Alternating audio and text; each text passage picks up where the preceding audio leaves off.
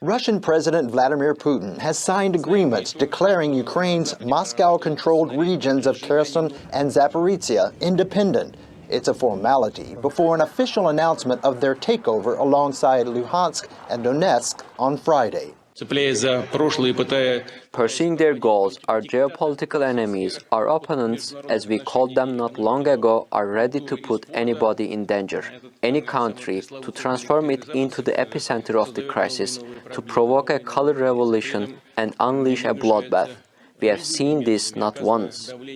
Ukrainian President Volodymyr Zelensky has promised a harsh response to the annexations. Russia will not get the new territory of Ukraine. Russia will only join the disaster it has brought to the occupied territory of our country.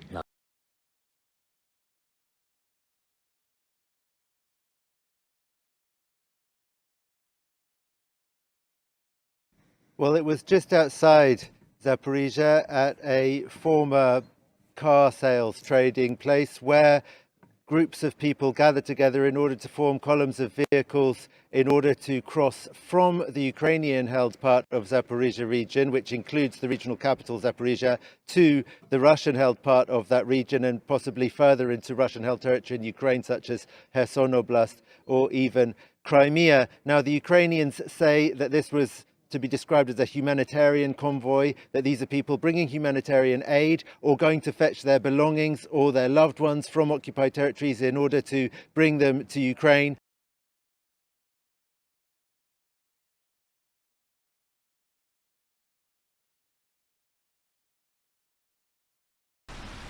Finland has announced it will ban Russians with Schengen tourist visas from entering the country from Friday, after Moscow's mobilization order triggered a surge in arrivals. Helsinki's foreign minister said the move aims to completely prevent Russian tourism to the Nordic country, which shares a land border with Moscow. The government justified the decision by saying that the arrivals threaten the country's international relations. Russian citizens will still be able to enter Finland on human rights grounds and to meet family, work or study.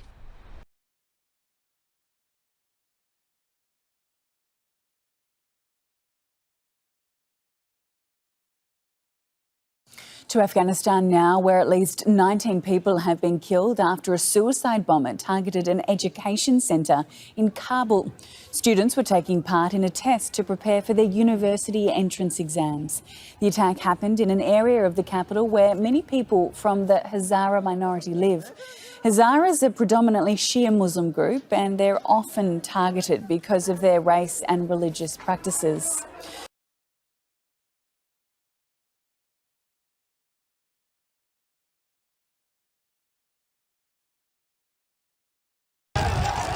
Scuffles in Iraq between protesters and Iraqi security forces as parliament votes to reject the resignation of Speaker Mohammed al-Bousi.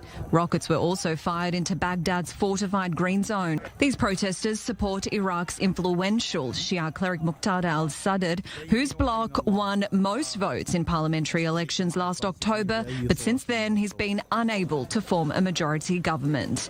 Now al-Bousi, a Sunni Muslim politician who originally backed Sadr's efforts, has broken with him, arguing that efforts should continue on forming a government with other factions.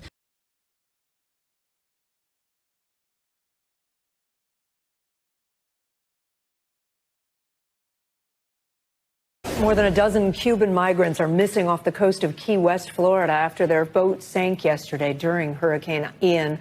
The Coast Guard was able to save several people. Some others swam to shore on their own. Yeah, that's right, Kate. There are about 18 who are still missing. This first came to the Coast Guard's attention yesterday and Border Patrol attention when 4 survivors came up on an island between Florida and Cuba known as Stock Island. They were able to tell authorities about the boat and they did a search and rescue mission, and they were able to bring in 4 more since then. They're being treated for exhaustion and dehydration, but it still remains that we have about 18 missing.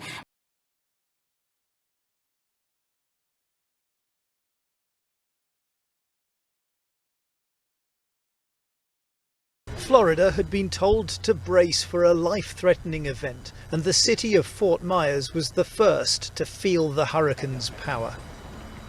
Boats were piled on top of each other, parts of the harbour pushed up onto the shore.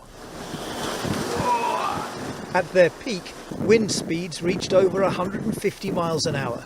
Residents who had ignored warnings to evacuate were told to shelter in place, with the biggest risk coming from the storm surge, well over 6 feet in places that left homes and businesses quickly flooded. Ian fits the pattern of increasingly powerful hurricanes in recent years as a result of warming sea temperatures. Scientists monitoring them say man-made climate change is having an effect.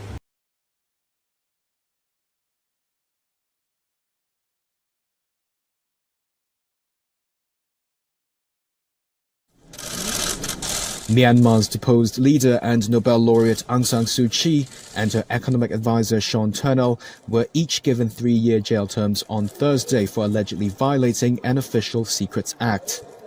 That's according to a source speaking to Reuters anonymously. They apparently won't be subject to hard labor.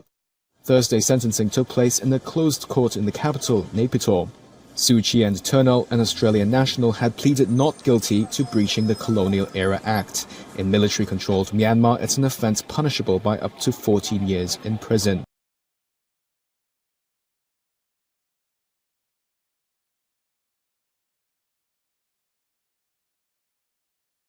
So there's a lot of confusion right now and a lot of rumors are circulating. But what we do know is that there has been gunfire that rang out as early as 4:30 in the morning in the capital, Ouagadougou, at the Babassi military barracks. People that I spoke to who were there said they heard the gunshots. It sounded like machine fire. They said they were very concerned that something bad was going to happen. The state broadcaster has been turned off, and parts of the city have also been blocked off. Some have recently opened up, but parts around near the presidential palace and some of the military areas are still cut off.